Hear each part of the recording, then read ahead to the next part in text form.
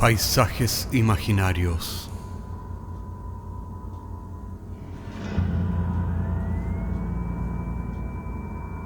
Una producción Cortés Rojas.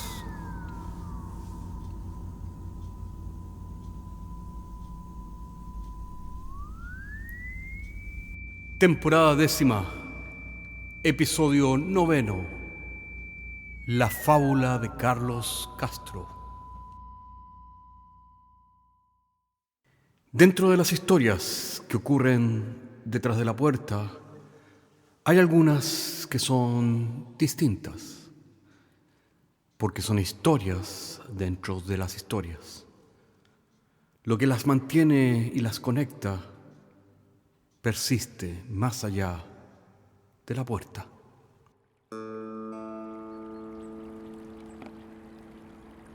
En aquel rincón del sur de Chile, a orillas del río Truful, vivía Carlos Castro. Y antes de él habían vivido su padre y su abuelo. La pequeña hijuela había pasado de padre a hijo por generaciones desde aquel tiempo en que los Castro se habían finalmente establecido en aquella tierra. Poco después de que su tatarabuelo había llegado desde Perú con otros soldados españoles durante la colonia. Desde entonces los Castro se habían ganado la vida sembrando y cuidando algunos pocos animales en aquellas tierras, despreocupados de las guerras de independencia o conquista. Carlos no era la excepción a esta regla, y al igual que todos sus antepasados, vivía una vida sencilla en su hijuela, cultivando zanahorias y cuidando gallinas, pero a diferencia de ellos, siempre había soñado con una vida distinta, en medio de aventuras y misterios más allá de su hijuela, y en otro lugar, en otro tiempo. Y desde el fogón que estaba en la cocina de su cabaña, los espíritus de sus antepasados lo miraban con desaprobación. Pero Carlos tenía la mente en otra parte, y mientras cebaba unos mates se imaginaba en silencio qué habría sido de su vida si hubiera sido otro. Si es que no hubiera nacido acá. Mientras tomaba sus mates, recordaba claramente al abuelo arando la misma tierra hacía 50 años. Y luego recordaba a su padre hace 20 con aquel mismo arado con el que había arado el potrero aquella mañana. Y se preguntaba si en 20 años más sus hijos ararían esta misma tierra, con el mismo arado ya oxidado, pero todavía útil, que había dejado apoyado en la pared de entrada a la cabaña. Estaba seriamente pensando en eso cuando las llamas del fogón se hicieron más intensas y los espíritus de sus antepasados le hablaron desde las brasas. Carlos, escucha la voz de tus antepasados. Todo lo que eres es porque nosotros somos. Todo lo que serán tus hijos es por lo que tú eres. Todo lo que tú eres está en esta tierra. Carlos sacudió la cabeza pensando que se estaba quedando dormido, pero no. Las voces que escuchaba claramente, como una, no eran una alucinación, ni siquiera un sueño. Y claramente las llamas del fogón estaban más altas. Tenía algo de miedo, pero lo disimuló lo mejor posible y le respondió desafiante a las llamas. Yo quiero ser Carlos por mí mismo y no por mis antepasados o por la tierra. Y estoy cansado de ararla porque mi padre y mi abuelo antes de mi padre y quién sabe quién más antes de ellos araron esta misma tierra con este mismo arado, porque es lo que hicieron sus ancestros. Yo quiero ser Carlos por mí mismo, para que así mi vida tenga sentido, propósito, trascendencia. Quiero ser alguien poderoso. Las llamas se hicieron agitadas en la fogata, como si los espíritus de sus antepasados estuvieran enojados. Pero las voces que sonaban en unísono y venían de todas partes y de ninguna, le dijeron con calma: ¿Propósito y trascendencia? ¿Crees acaso que ese es el sentido de la existencia? Carlos estaba asustado, pero ya no había vuelta atrás, por lo que le respondió desafiante. La existencia se mide por los logros individuales. Quiero que el mundo me recuerde por lo que soy y no por lo que han sido ustedes, mis antepasados. Las llamas de la fogata bajaron abruptamente dejando la cocina en penumbras. Las voces de los espíritus de sus antepasados se escucharon casi como un susurro que armonizaba con el viento de la noche. Si es eso lo que deseas, que así sea. De pronto, la fogata se apagó, dejándolo en la oscuridad más profunda en medio del frío de aquella noche de otoño. Carlos salió de la cabaña a una noche sin luna, sin el reflejo de la luna en el río, con un cielo plagado de estrellas y constelaciones donde podía ver claramente la Vía Láctea y la Cruz del Sur. Sin dejar de mirar las estrellas, pateó con rabia el arado que cayó al suelo lentamente. Y fue en ese mismo momento en que observó aquel destello brillante en el cielo. Pensó que era el lucero de la tarde, pero el destello se movía rápidamente hacia donde se encontraba, junto al arado caído. Y sí, el destello hizo de la noche casi día, y en medio de llamaradas algo cayó a toda velocidad en los límites del potrero, levantando una nube de polvo al costado de la alambrada que separaba el potrero de la noche. Carlos no lo pensó dos veces y en medio de la oscuridad corrió en la dirección en la que calculaba había visto caer el objeto. Al fondo del potrero la oscuridad no era completa y se esbozaba en medio de las sombras una especie de fosforescencia que le permitía ver con algo de claridad en medio de las sombras qué es lo que había caído del cielo estrellado. El objeto era relativamente esférico y metálico, no más grande que una manzana, y estaba cubierto de extraños símbolos y grabados. Carlos volvió a la cabaña por una pala y luego de unos momentos fue capaz de desenterrarlo completamente. A pesar de haber caído en medio de llamaradas, no tenía ningún rasguño o marca y tampoco estaba caliente. La fosforescencia de su superficie reflejaba como en un espejo al sorprendido Carlos. Al tocarlo, sintió cómo el objeto vibraba y cómo desde su interior aparecía una figura etérea e inesperada. Retrocedió con temor cuando la figura, de proporciones humanas, le habló. No tengas miedo, soy el espíritu de esta noche estrellada. Soy el emisario de los cielos que han escuchado tu lamento, los lamentos de tu padre, tu abuelo y los lamentos de todos los castros que desde siempre han trabajado esta misma tierra, por lo que vamos a concederte lo que deseas. La esfera que ves es la llave mágica que te ha de abrir un portal hacia un mundo nuevo y desconocido, en donde podrás ser un señor poderoso, dueño de incontables fundos y animales. Carlos miró al espíritu de la noche estrellada, incrédulo, y le preguntó: ¿cómo he de ser señor de incontables tierras? Toda mi vida he vivido a orillas del Truful, y lo más lejos que me he aventurado ha sido Temuco. El espíritu de la noche estrellada le regaló una sonrisa más hermosa que aquella misma noche estrellada y le dijo: toca la esfera nuevamente, todo te ha de ser claro. Diciendo esto, el espíritu de la noche estrellada desapareció, dejando a Carlos con la esfera en la mano. Vibrando de manera extraña, parpadeó incrédulo, porque ya no estaba a orillas del río Truful, al frente de su cabaña, ni tampoco era de noche. En vez de ello, estaba sentado frente a un escritorio de caoba en uno de los salones de un latifundio. Llevaba una peluca empolvada y estaba vestido con ropas de oro y seda.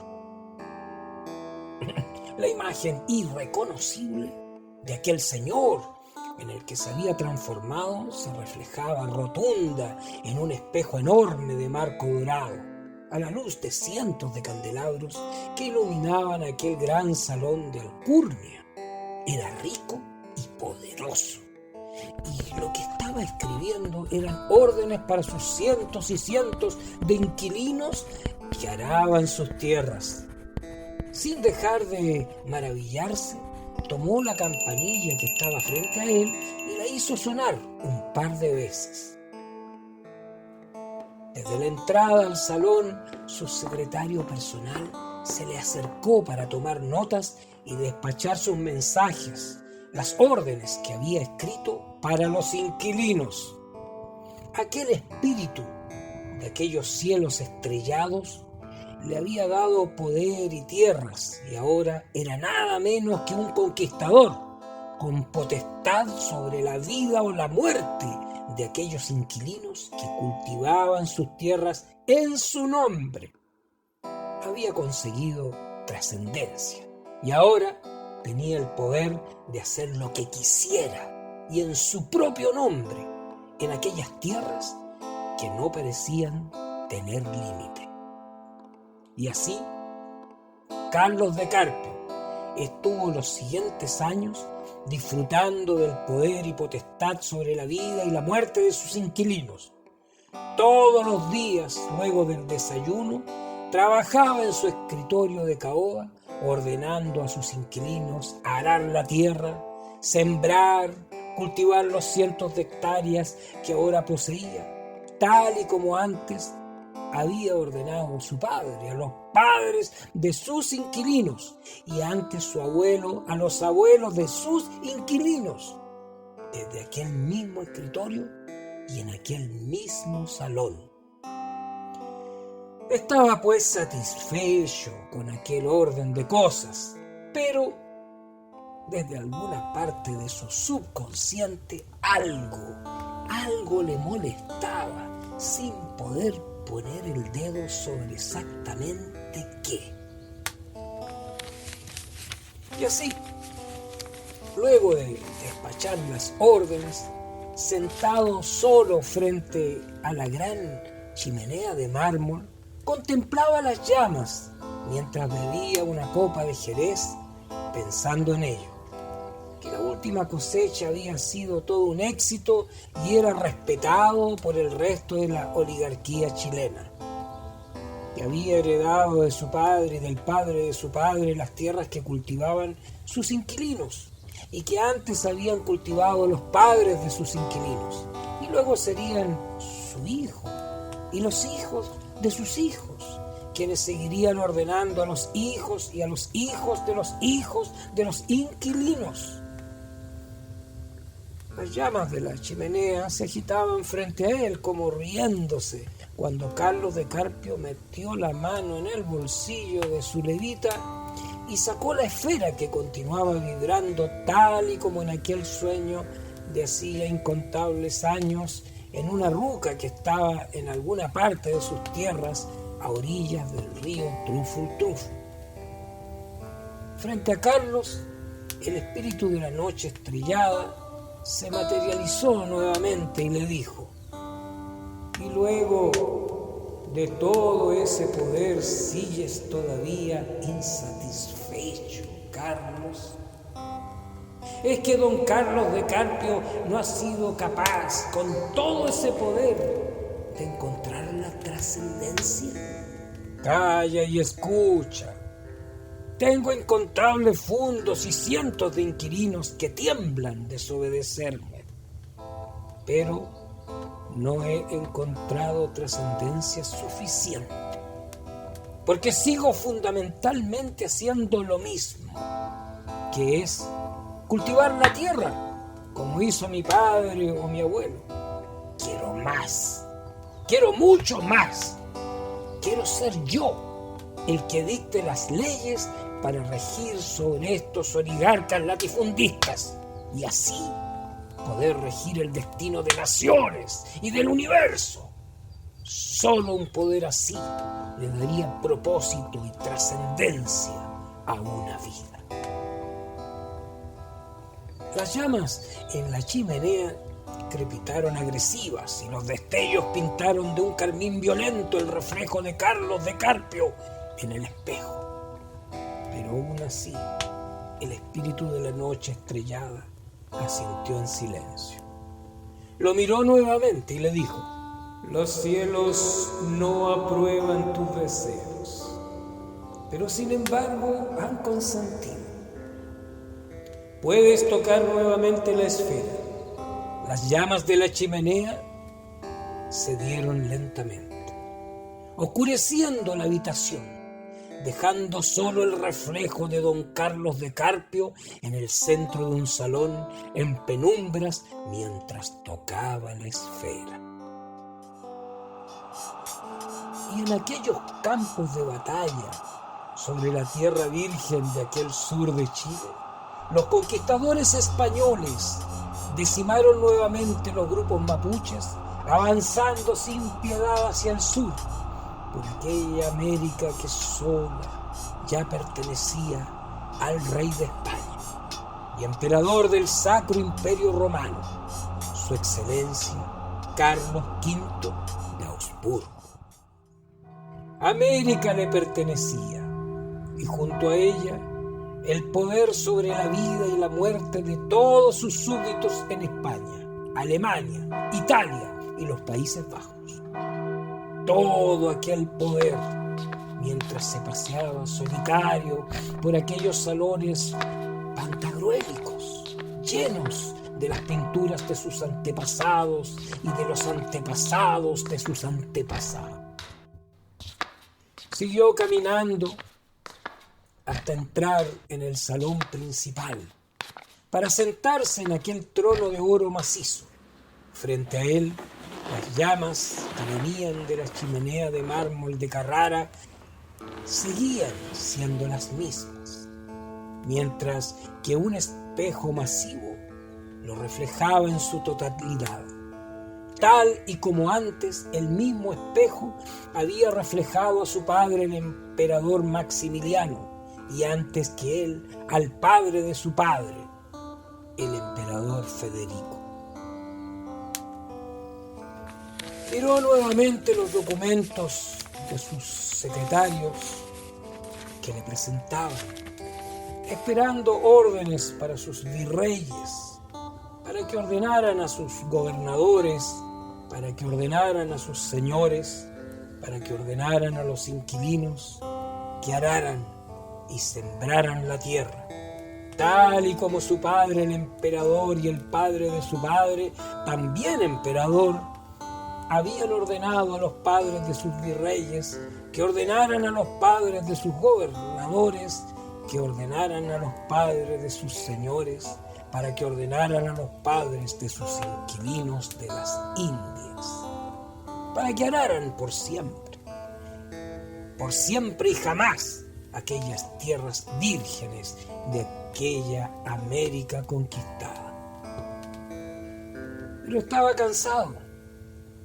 No podía escapar de aquella jaula de oro donde estaba en cierta forma atrapado, arando el imperio desde su trono en aquel palacio en Granada. Las llamas en la chimenea se alzaron en triunfo cuando, en la mirada del emperador Carlos V, se reflejó la derrota total. Lentamente alzó la mirada hacia el espejo que lo reflejaba de cuerpo completo en el trono. Pero en vez de ver reflejado al rey y emperador, vio reflejado al señor don Carlos de Carpio, que se miraba a su vez en un espejo de oro pero más pequeño, donde se reflejaba finalmente a Carlos Castro en toda su plenitud, arando la tierra a orillas del río Truful. El emperador Carlos V del Sacro Imperio Romano y rey de España cerró los ojos, esbozando una sonrisa.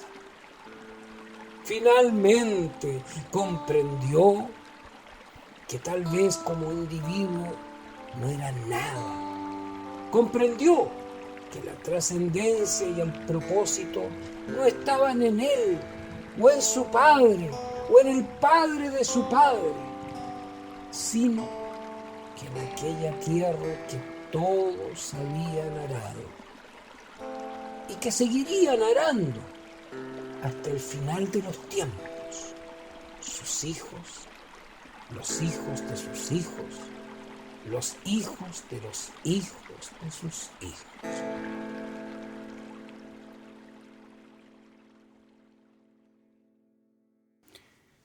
Carlos Castro finalmente se encontró a sí mismo en el reflejo del emperador.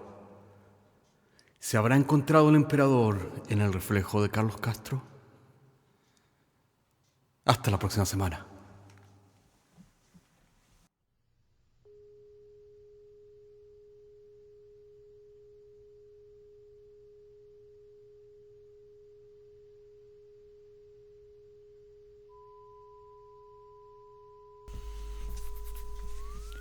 Paisajes Imaginarios es un podcast semanal que se distribuye con una licencia pública general.